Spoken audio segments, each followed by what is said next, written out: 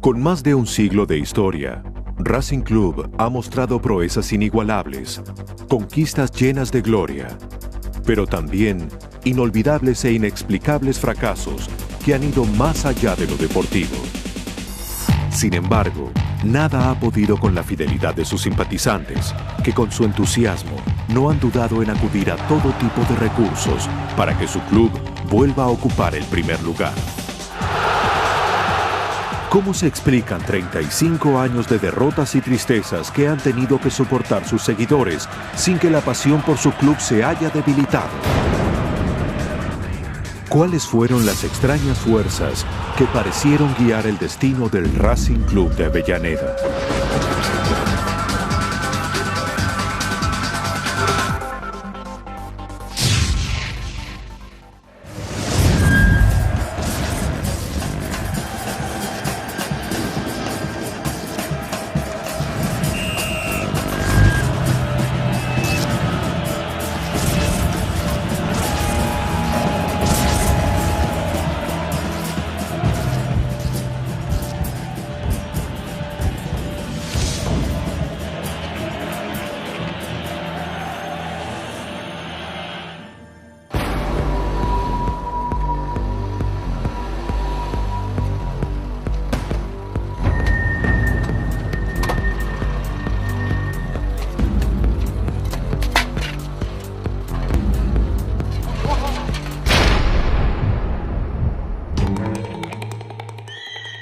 Racing Club de Avellaneda, uno de los 5 grandes del fútbol argentino.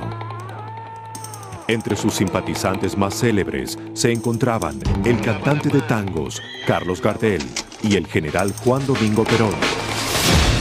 El 27 de diciembre de 2001, Racing Club de Avellaneda, bautizado como La Academia, puso fin a 35 años de racha negativa, volviendo a dar una vuelta olímpica en un campeonato local. Pero la historia comenzó a contarse allá por el año 1949, cuando el equipo blanco y celeste obtuvo el campeonato nacional. Durante los 2 años posteriores, repitió la hazaña coronándose campeón en 1951, en su flamante estadio inaugurado el 3 de septiembre del mismo año. Racing se convertía en el primer equipo argentino en la era profesional en conquistar 3 títulos consecutivos. Los años siguientes pasaron sin pena ni gloria.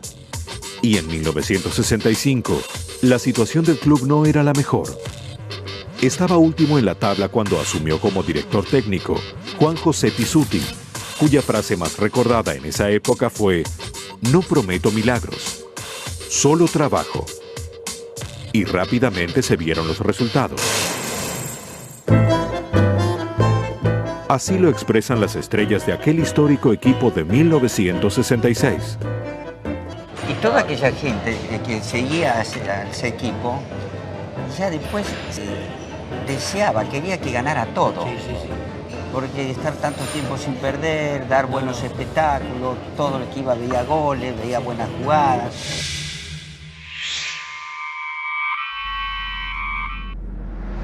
Había buenas jugadas. Y después vienen el campeonato, es decir, los partidos internacionales, la Copa América. Entonces todo el mundo deseaba que la Argentina o el Racing lo ganaran. Por lo menos uno, que hubiera uno primero, y bueno, tocó a nosotros, gracias a Dios. Sin más que esa premisa, Pizzuti armó un plantel histórico, entre los que también se destacaron Basile y Perfumo, que escribieron una página importante en la historia del fútbol argentino. Durante el campeonato de 1966, se consagraron campeones disputando 39 partidos sin una derrota. El equipo había cambiado de extremo en la tabla y los de la Academia iban por más. Su próxima meta era la Copa Libertadores de América. Parecía que no había equipo capaz de hundir las aspiraciones de Racing. Sin embargo, días antes de la final, hubo un llamado de atención. Comenzaron a ocurrir cosas extrañas.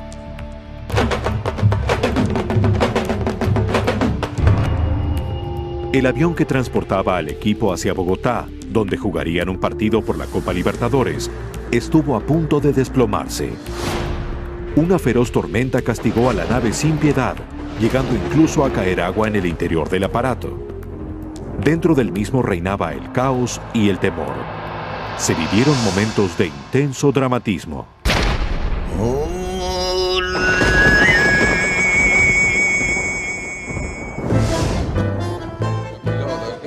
Cuando se empezó a mover, yo me cagoné todo.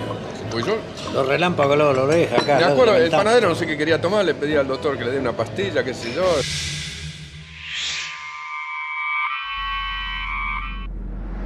La azafata no se movía ni por... No, estaba la sentada a los míos, pegó con la cabeza arriba. Claro, llovía, adentro del avión caía una gota. Caía una gota. ¿Sabes lo que Y es? bueno, la cosa que bailábamos, pim, bum, bam, fenómeno, todo con los... En cierto momento quitan, viste que quitan el cinturón y el cartelito de no fumar, digo, bueno, fenómeno, respiramos. Ahí es cuando se levanta la chica que vos la viste pegada al techo. Y yo me golpeó la cabeza en el techo. Y se vino abajo el avión, churiste, nos matamos.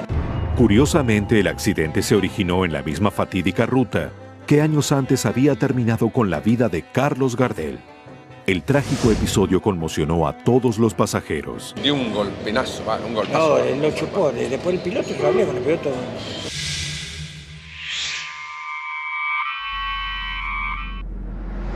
Como es un avión livianito, lo absorbe la fuerza Se del aire. parten, Dice, dijo, sí. por lo general se parten las alas. Dice, no pueden salvar esta nos salvamos esta que viene.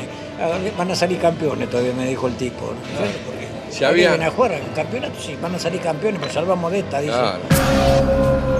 Parecía como si alguien no compartiera la alegría de Racing ante tantos triunfos y deseaba su caída. Afortunadamente todos salieron ilesos, pero nadie podrá borrar los recuerdos del horror de sus mentes.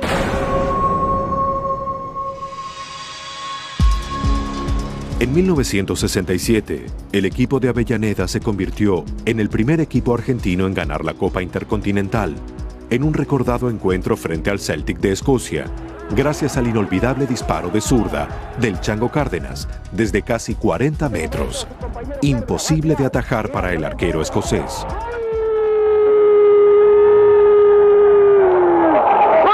Racing saboreaba la gloria intercontinental en el estadio de Montevideo. ¡Un magnífico hit del Chango Cárdenas! Voló, justo en el 7, ahí sí.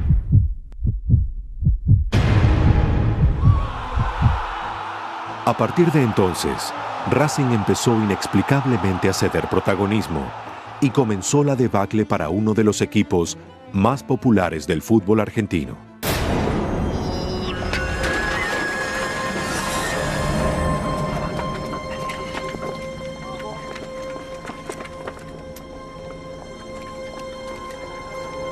¿Qué pasa? Vigila que no venga nadie. Ahí está.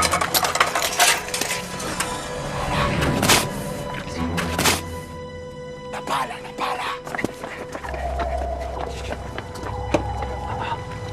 Dale, dale, dale. Dale. Para. ¿Para qué? ¿Cómo se toca la tenaza? ¿Dónde es? ¿Dónde es? ¿A dónde? ¿A dónde? ¿Qué pudo haber cortado su racha ganadora? ¿Qué pudo haber cortado su racha ganadora? Hay una cuestión que va más allá de lo estrictamente analítico, sesudo, con elementos. El periodista deportivo Diego Fuchs plantea una hipótesis sobre los motivos de la decadencia de Racing. Se han tejido un montón de cuestiones que tienen que ver con lo místico, o cuestiones que tienen que ver con, no sé, si querés, hasta la cosa esotérica. Tal es así que por el club pasaron más de 30 directores técnicos a lo largo de este periodo, entre ellos el mismísimo Diego Maradona. Se sucedieron masivas incorporaciones, inversiones extraordinarias, pero nada pudo rescatar al club del abismo.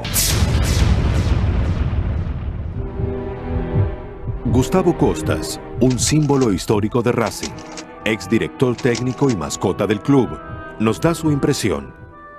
Cuando llegué yo a primera no teníamos ni cancha, me acuerdo, era un desastre, ¿no? Que los jugadores estaban 5 meses sin cobrar, 6 meses sin cobrar, una vergüenza. Pero pienso que Racing nunca ha tenido buenos dirigentes. Nunca, porque Racing no tuvo estructura, hace muchos, tuvo grandes equipos, grandes jugadores, pero le faltó la estructura de grande. Ha tenido malas conducciones, estoy hablando a nivel dirigencial. Es un club que ha sido devastado, vaciado. Hincha fanático de Racing, el publicista Flavio Nardini, director de cine y creador de un cortometraje sobre la academia, sostiene que el destino les jugó en contra. 35 años de Racing sin salir campeón, yo no creo que haya sido solamente fruto de malas administraciones, porque en esos 35 años han salido campeón otros equipos con pésimas administraciones. Racing debe ser el equipo que más partidos perdió faltando un minuto, ha estado ganando 4-0 y perdió 5-4, y nunca dio vuelta un resultado, nunca la situación fue contraria. Pese a sus denodados esfuerzos, el éxito les fue esquivo durante años, hasta incluso perder la categoría y descender a la B. Peor mal Racing no tuvo adentro, fueron los dirigentes. ¿Cómo se explican tantos conflictos y tantas caídas, más allá de toda lógica? La suerte yo siento que hemos tenido. ¿Qué fuerzas extrañas se habían apoderado de los destinos de Racing?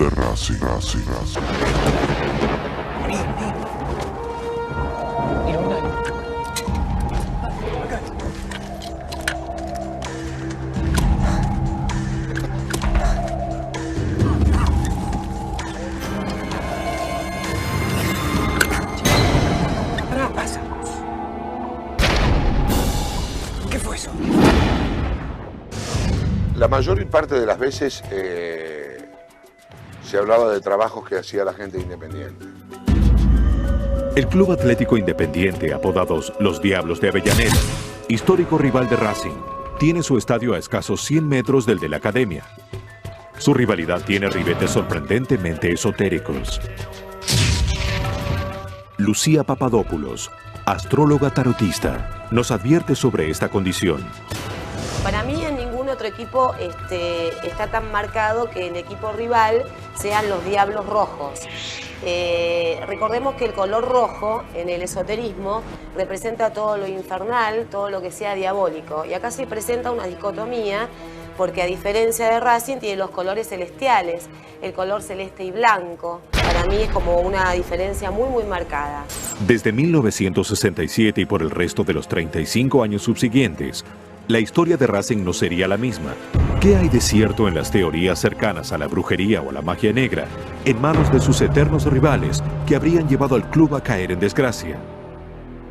¿Podría un maleficio haber sido la causa de tantos reveses deportivos?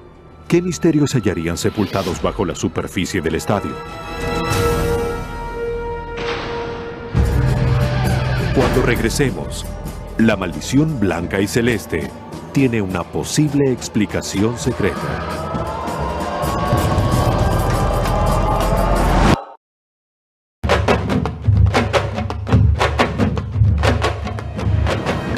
¡Dale! Todo se juega, loco.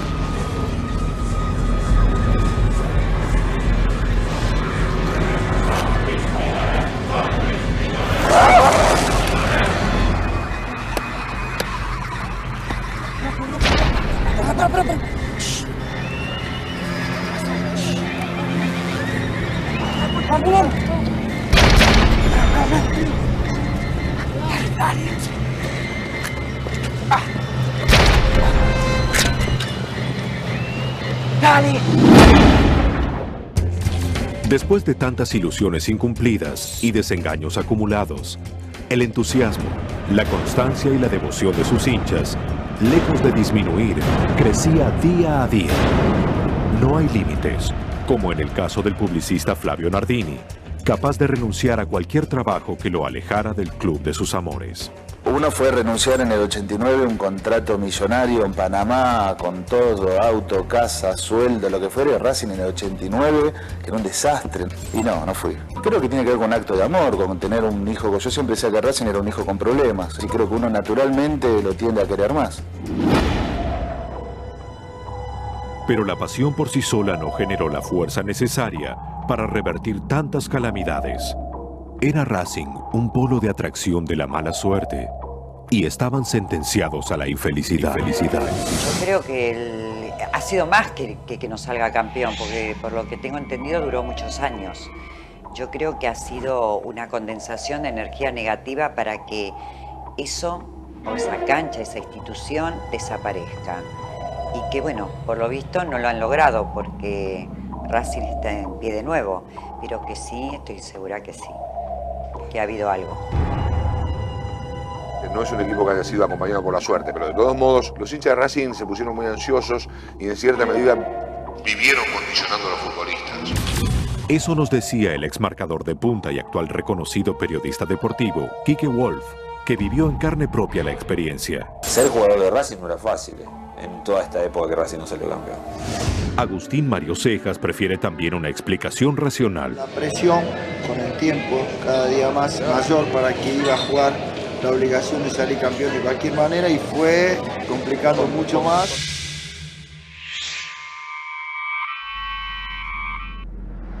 Y un gran nerviosismo para quien que se ponía la camiseta y tenía el técnico mismo, los dirigentes mismos, todos tenían presión. Pero la superstición podía más que la razón. Por las dudas, muchos cánticos de sus simpatizantes dejaron de entonarse porque se los relacionaba con la mala suerte. También se podaron 2 árboles gomeros en la sede del club, señalados como portadores de la desgracia. Existen infinidad de anécdotas como estas, como por ejemplo la que nos cuenta Diego Fuchs acerca de una pizzería llamada La Mufa, término utilizado por los porteños para definir a la mala suerte. Se llama La Mufa porque la pizzería fue inaugurada en 1967, después de que Racing fuera campeón del mundo, el mismo año. No sé cuándo le pusieron el nombre porque a partir de la pizzería Racing no salió nunca más campeón, obviamente hasta el año 2001. Entre mitos y leyendas, y mientras Racing seguía cayendo año tras año, se intentó explicar y esclarecer los motivos de tantas desgracias deportivas. Entonces los independientes, bueno, despechados porque Racing sí y ellos no, empezaron a hacer laburos y qué sé yo, esto que se conoce como trabajos, y que esto hizo que Independiente ganara 20 títulos, entre los cuales había Libertadores, campeonatos locales y Racing ninguno. La leyenda es tan increíble como posible. Cuentan que el La leyenda es tan increíble como posible. Cuentan que el cuidador de la cancha blanca y celeste, al parecer simpatizante de Independiente, habría permitido el ingreso de varios fanáticos de su club con el fin de arruinar la campaña de Racing. Yo me dedico a esto por familia, hace muchos años. Se le ha presentado una persona, un simpatizante de Racing, porque acá fue al revés, a ver si mi madre podía hacer algún tipo de trabajo para el equipo rival, que era Independiente. Todos los simpatizantes que son fanáticos recurren a este tipo de cosas. Invocando magia negra, simpatizantes de Independiente habrían enterrado 7 gatos negros detrás de uno de los arcos de la cancha de Racing. Los gatos negros y el macho cabrío se ha usado desde la Edad Media, en la época de la Inquisición, de las brujas. Siempre se nombraban y se manifestaban como mediadores entre lo diabólico y el humano. Un jugador referente de los años difíciles, Fernando Quirós, nos aporta más datos. Las historias, la de los gatos, sí, conozco, de que después que iba gente a la noche a la cancha de Racing también, con animales, todas esas cosas también, se hablaron mucho, son conocidas. Cuando me lo contaban me daba un poco de miedo. Había gente que venía y tiraban cosas, de todo, se hizo de todo. Aquella noche endemoniada pudo haber sido la razón para que durante 35 años Racing haya sufrido consecutivas e inexplicables derrotas, tanto en lo deportivo como en lo institucional.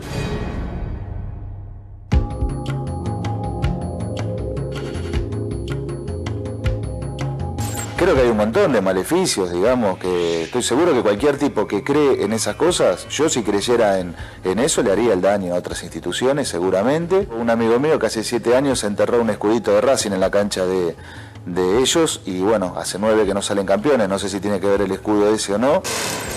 Quique Wolf disiente de los poderes ocultos. Los factores que la gente hizo o que se habla desde lo que se hace para que salgan las cosas bien, desde las macumbas para que salgan las cosas mal, quedan en cada uno. No tienen decisión en esto.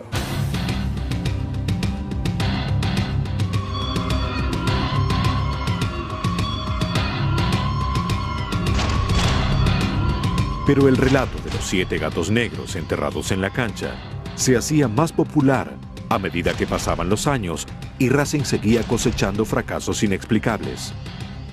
Me acuerdo de un jugador que había estado en Independiente, que había sido campeón con Independiente, se va de Independiente, queda libre y firma para Racing. Y en Racing se hizo 3 goles en contra. Yo me lo encontré y digo, ¿qué pasó? No está jugando bien, me dice, no sé qué pasa. Me dice, en Independiente las pelotas me pegaban y se iban afuera o se iban al córner, acá van adentro. Son goles en contra. No sé qué pasa con este club. Digo, tenemos mucha mala suerte, pero mala suerte en serio. Nadie quería darle importancia, pero tampoco se animaban a desmentirlo. Y algo pasaba.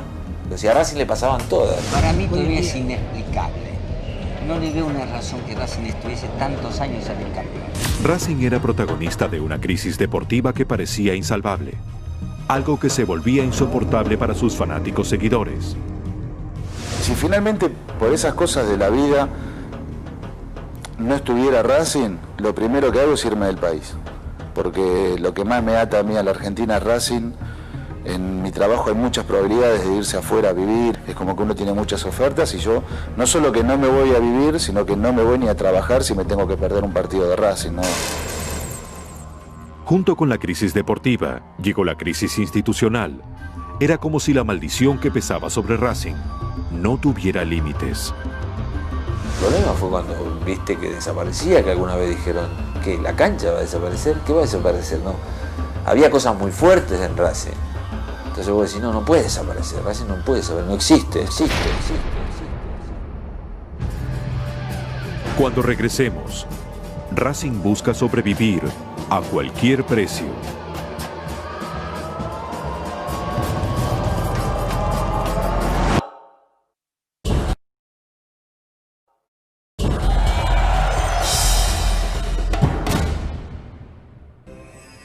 Envuelto en una nube de confusión y fracasos, Racing Club de Avellaneda seguía cuesta abajo por una pendiente que parecía no tener fin. ¿Malas campañas deportivas? ¿Pésimas administraciones del club? ¿O la posibilidad de un embrujo maléfico? Tanta indignación provocaba la historia de la magia negra a aquellos que la conocían, que estaban dispuestos a recurrir a cualquier método para neutralizar el mal. Ante la desesperación en la década del 80, Juan Carlos Lorenzo, apodado El Toto, tomó la iniciativa y mandó a revisar la cancha con el fin de encontrar los 7 gatos negros que supuestamente estaban enterrados. ¿Se hallaron rastros de los animales? Según cuenta la leyenda, se habrían encontrado 6. Y buscando la manera de romper el maleficio, el Toto Lorenzo ordenó enterrar sapos detrás de los arcos de la cancha de Racing. Sin embargo, May Peggy reniega de los efectos sanadores de los sapos contra el maleficio de los gatos negros. Yo creo que se lo hicieron mal a propósito, porque nunca con la misma energía, diríamos, negativa, vamos a contrarrestar algo malo. O sea, yo creo que el fuego lo apagamos con agua, lo sucio lo limpiamos, y gato negro y sumarle al gato el sapo es más de lo mismo, vuelvo a decir, es de energía negativa. Y todo lo que hablemos de negro, gatos, sapos, reptiles, bichas, todo corresponde a una masa energética del mismo origen, negativa, no sirve para nada bueno. Las palabras de un caracterizado hincha del club, Juan Scardillo, más conocido como El Tano, son prueba concluyente de la desesperación reinante en Avellaneda. Yo me entero de que había gatos enterrados en la cancha de Racing por la mujer de un pibe de la barra, que hacía tarot, que tiraba cartas, ese tipo de cosas, ¿no? Que había que hacer algo, que había que encontrar esos gatos y sacarlos porque si no Racing nunca iba a salir campeón. Y que esos gatos había que enterrárselos a los vecinos de enfrente. Fuimos a hablar con los dirigentes, dijimos de la posibilidad de que había una macumba, no sé, algo hecho en contra de Racing. Y decidimos por las noches ir y empezar a palear. Venía esta mujer con nosotros, que ella supuestamente había visto, o había imaginado, o había leído en sus cartas dónde podían estar. Todo pasaba por la fe, ¿no? Hasta nos había dicho que habían enterrado un hincha de Independiente muerto. O sea, esta mujer nos dijo que en las cartas salía de que no solo gatos, que habían tirado cenizas de un hincha de Independiente, ¿no? Que era el que hacía fuerza para que Racing no salga campeón.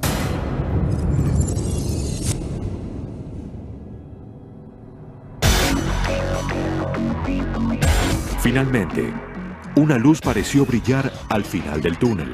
En 1988, Racing recuperó el protagonismo al ganar la primera edición de la Supercopa, gracias a la destacada actuación de Filiol, Paz, Colombati, Costas y su entrenador Alfio Basile, más conocido como Coco.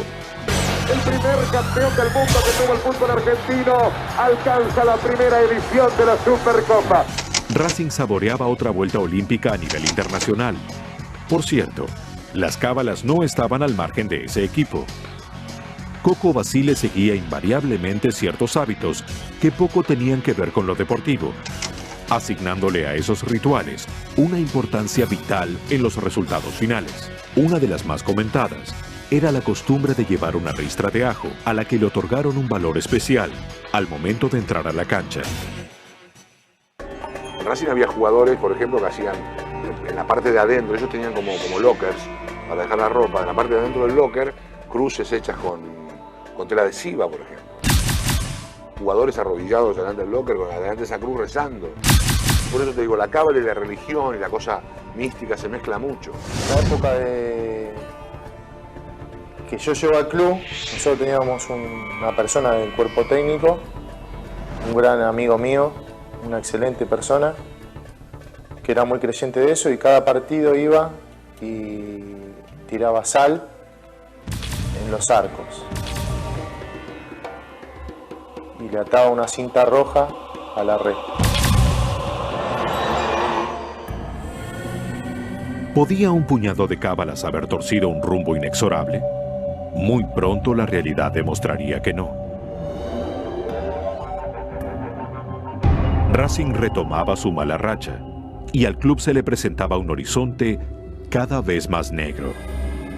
Infinitas fueron las teorías para explicar lo inexplicable de tantos fracasos. Mucho han hecho los hinchas, técnicos, jugadores, creyentes y ateos para revertir tantos años de sequía de éxitos. Mientras tanto, en el club reinaba el caos y el desorden. Me acuerdo, jugábamos un sábado con Colón en Santa Fe, si nosotros ganábamos nos poníamos segundo y nos mandan un jueves a jugar a Chile, a la noche, a 10 de la noche del partido, por $10.000, porque se había roto la caldera para comprar la caldera porque no había agua caliente. Los gatoneros los teníamos adentro nosotros.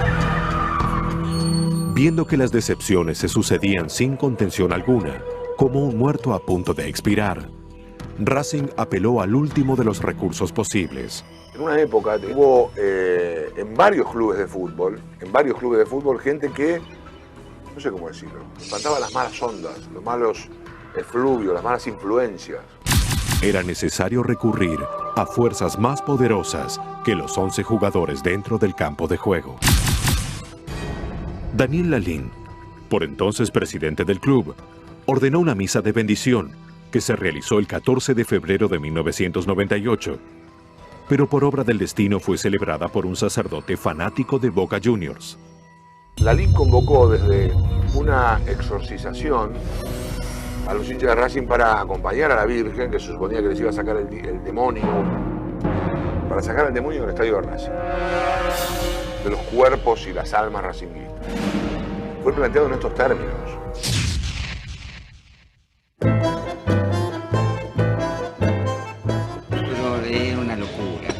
nunca creí tampoco. Yo tampoco. No, en esas cosas. Yo le entiendo a la gente porque no es fácil estar tantos años, salir Claro, campeón, sí, trata de que vas hacer por la cualquier cosa. calle, que te cargan. Y entonces no está exento a hacer infinidades de cosas por ver a su equipo campeón. Pero también estamos igual. ¿Ustedes hicieron alguna promesa? Ninguna. No. Nosotros salimos a jugar y a ganar, punto. O se gana o se pierde. Esto sostiene el sacerdote Horacio de la Barca, encargado de celebrar la controvertida ceremonia de bendición. Un acto de bendición, mal llamado una misa, porque en su momento la propaganda hablaba de una misa de exorcismo, como que Racing estaba poseído por no sabe qué demonios, ¿no es cierto? Que muchos los confundían con los de Independiente. Pero en fin, entonces la idea era como que el exorcismo tendría que quitar esa especie de mala suerte, de que no podían salir campeón tantos años. Entonces se hizo la bendición y también me acuerdo que trajeron una imagen en procesión desde la Catedral de Avellaneda, de la plaza, que está enfrente, hasta el templo, una serie de hinchas vestidos como si fueran unos promesantes españoles de Semana Santa. Que después la prensa, como por cierta similitud, decía que era el Ku Klux Klan, porque estaban de blanco con unas capuchas blancas, o sea que siempre daba todo un poquito para la cosa risueña y para la cosa en serio. Y después me acuerdo que querían que bendiga los arcos. Vamos a bendecir los arcos, ¿no? Entonces llevaba un baldecito donde está el agua bendita con el hisopo, que es el elemento que se utiliza para tirar el agua. Entonces de repente cuando hago así con el agua, todo lo que estaba atrás mío, que era hinchada, un grito de gol como si el agua fuera la pelota que entraba, ¿no?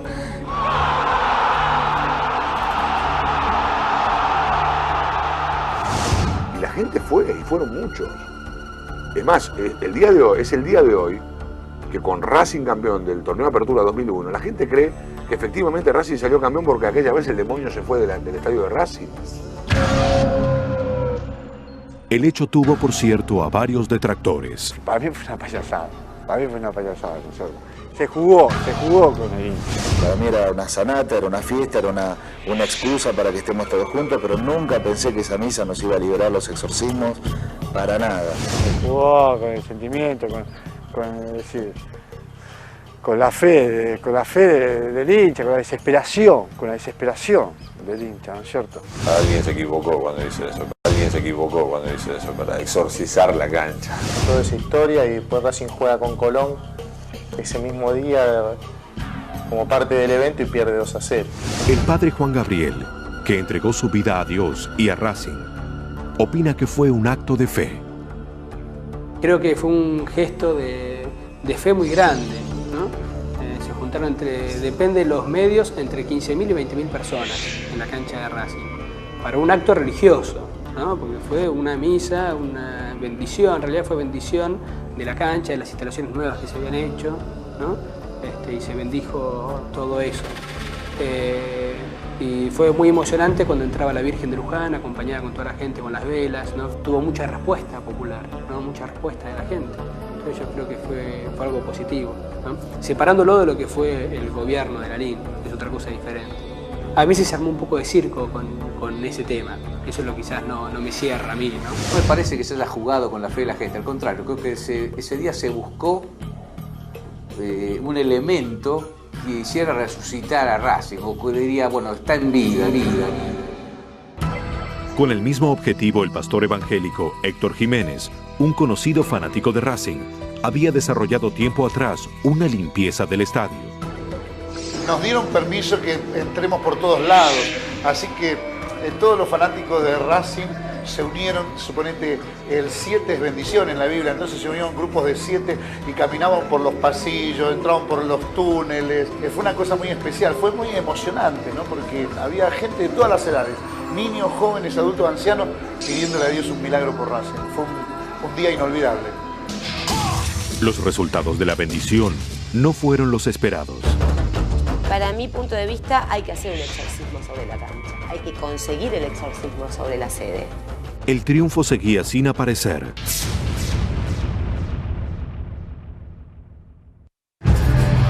Cuando regresemos, la estocada final estaba a punto de concretarse de la mano de la justicia.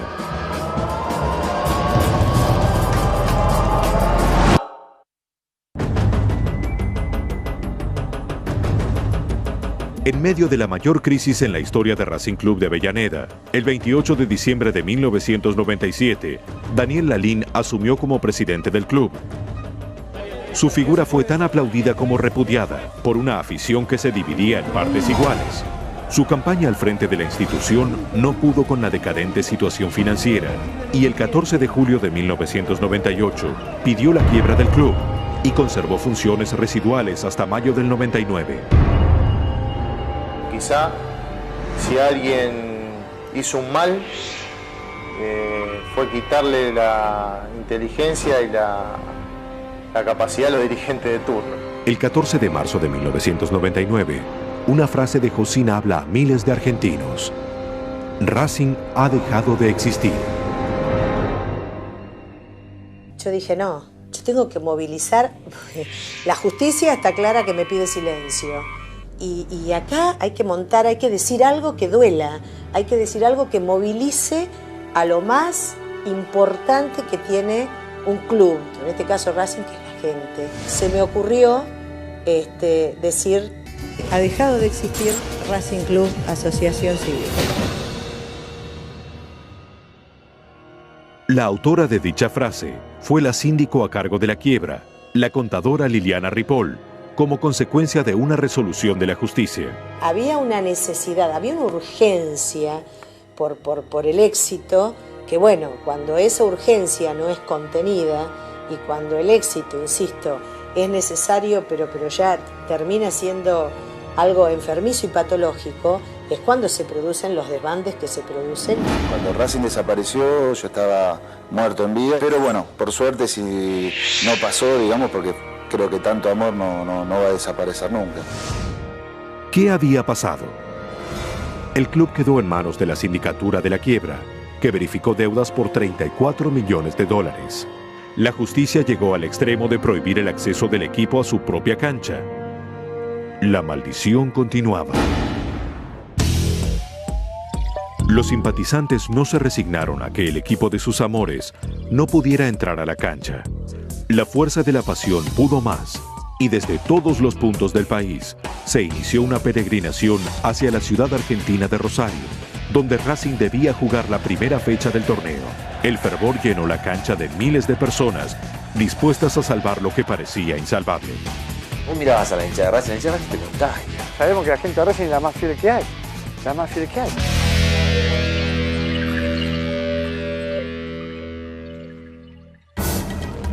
La intervención judicial determinó la detención de varios dirigentes sospechados de mala administración.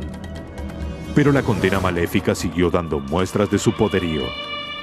Ahora corría peligro la sede social del club. El remate era inminente. ¿Estaba Racing a un paso de desaparecer físicamente? Creo que hasta lo más duro de todo fue ver que el equipo, que el club como institución podía desaparecer. Peor que el descenso. Es clausurar con una faja un sentimiento. Pero a último momento, la historia daría un giro positivo.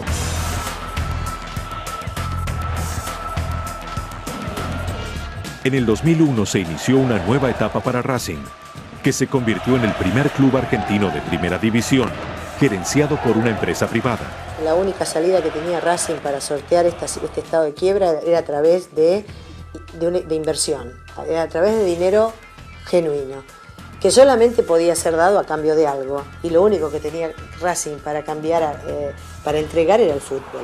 No estaba de acuerdo, pero no nos quedaba otra. Ya Racing no sería el mismo. Habían pasado 35 largos años desde su debacle, el periodo exacto que, según algunos, presagiaba la maldición.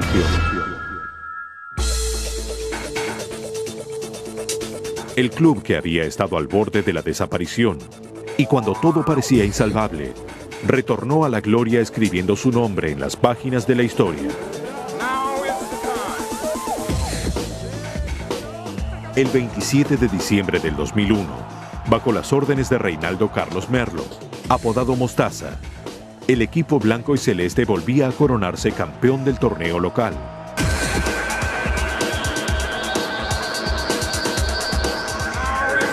La pregunta sobrevolaba en Avellaneda. ¿Habría terminado el conjuro? Así se expresaba el defensor colombiano Gerardo Bedoya, uno de los integrantes del Racing campeón. Obtuvimos el título, solo perdimos un partido en 19 fechas. Pienso que es bastante bueno y en 6 meses pienso que convertir un equipo, hablo de convertir porque era un equipo totalmente nuevo, jugadores de trayectoria pero que apenas se integraban a la institución y sacar este título después de tanto tiempo y en tan corto plazo, pienso que fue muy importante, muy lindo. Las palabras de alguien que nunca creyó en la maldición. Fue un milagro.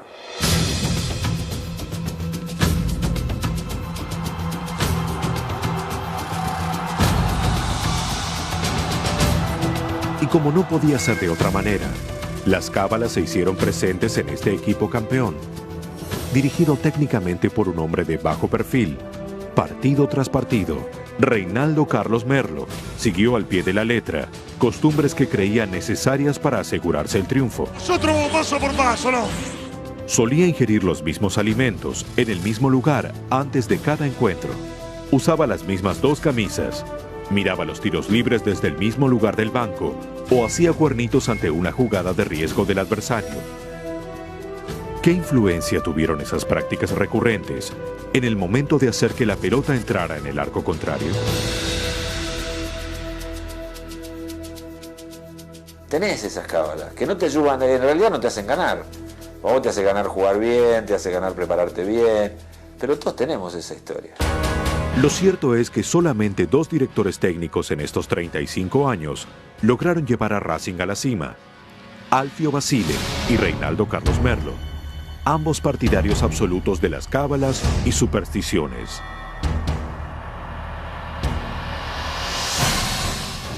¿Fueron aquellos 35 años de mala suerte el resultado de 7 gatos negros enterrados por hinchas de Independiente a razón de sí? ¿O puede el conjuro no haber terminado aún? Lo que dicen es que 7 lo multiplicaban por 5, que por lo tanto sería 35 años de desgracia. No es nunca por 5, es por 7.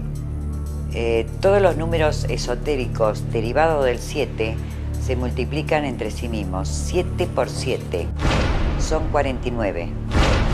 Yo no creo en las brujas, pero que las hay, ¿no? Confíen en alguien que les corte eso y que saque el tema de los sapos y de las... Un consejo, busquen magia blanca. Porque van a tener 49 años de problemas, no 35.